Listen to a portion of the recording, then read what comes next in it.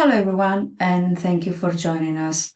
It's my pleasure to introduce Jan Zak to present early path transversal pruning. Over to you, Jan. Hello, thank you, and welcome to my lightning talk about early path transversal pruning. In other words, it can be also called dead branches pruning. First, let me introduce myself. My name is Jan Zak, and I'm a software engineer specializing in high-performance graph and geospatial applications. My Neo4j experience starts almost 12 years ago, and during that time, I've spent a few years with the team of Graphware. You may have seen some of their presentations today during the event, and currently, I'm a Neo4j tech lead in IBM Malta Data Lineage. Today, I'm going to focus on one particular read query pattern, variable length paths with a bound source node and unbound target nodes. This is a commonly used pattern used in exploratory graph visualization UIs.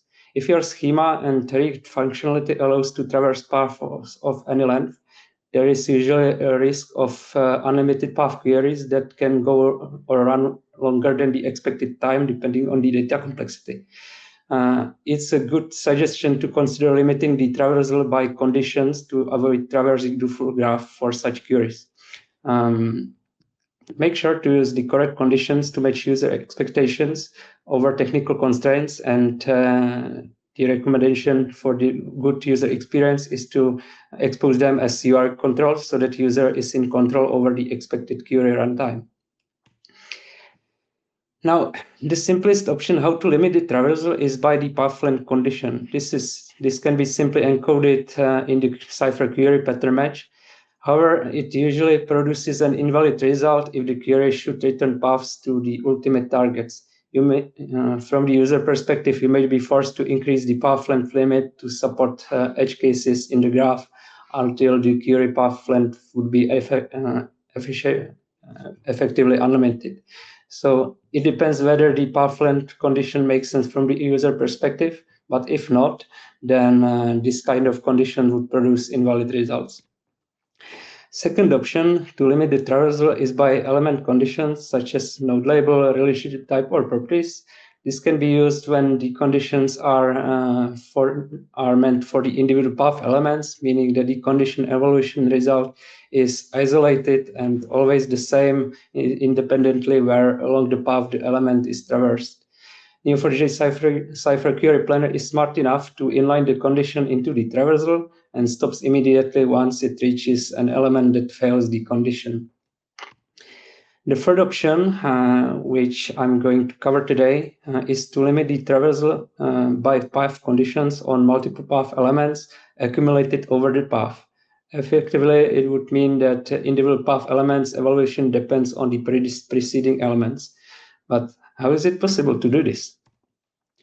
If you look at the problem at hand with a declarative approach, you may notice that the accumulation can be done with a reduce function as in other common programming languages. You simply pass the accumulator initial value, in this case 0, the input array, and the reducer function. The result of this function call is the final accumulated value. And this accumulated value can be compared with the expected condition. In this example, the condition accumulates the cost property and filters out the paths where the cost is over the given value 120. Now, you may have noticed that this approach has a disadvantage that it traverses all possible paths first, calculates the accumulated values for those paths, and only post-filters the paths after the traversal is finished. Functionally, this works, but it causes that unnecessary paths are explored up to the end, even though the dead branches could be pruned more early. Now, let's enter the latest Neo4j. And this is the main new feature of Neo4j that I want to show you. Since the August release, 2025.8, there is a new function available called allReduce, which has almost the same signature as the reduce function. Note that the only difference between reduce and allReduce is that the condition is moved inside of the function.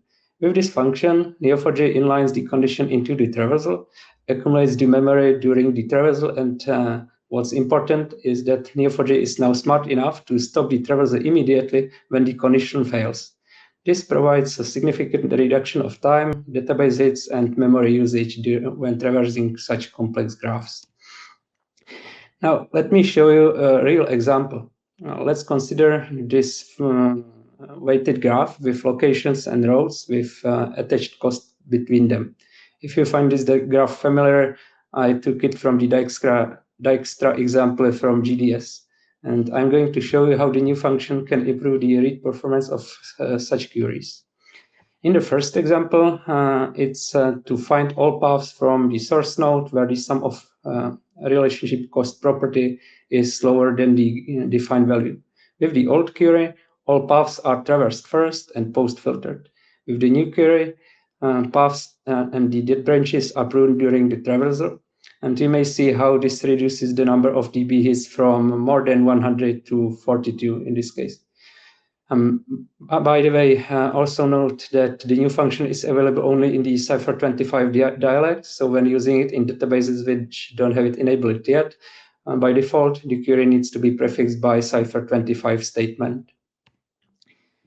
In the second example, this is slightly different. This example is to find all paths from the source node where the relationship cost is increasing over the path. This doesn't use the reduce function, but it uses all function instead over the array. But the root cause issue here is the same. The array needs to be accumulated first so that it can be filtered by the condition in the expected way. And again, we may see that using the all reduce function, which can not only use the accumulator as this single value, but also objects inside of the accumulator. Using the all reduce, we can significantly decrease the number of database hits from 91 to 26 here, so that the paths can be pruned during the traversal sooner. As for further reading, I can recommend the official Cypher documentation for all reduce function. And then there are two very detailed articles from Neo4j from Pierre Halfmeyer, how the new feature all reduce can interact with the other new features like repeatable elements. Thank you for attending this talk, and I'm available for any further questions in the chat. Thank you.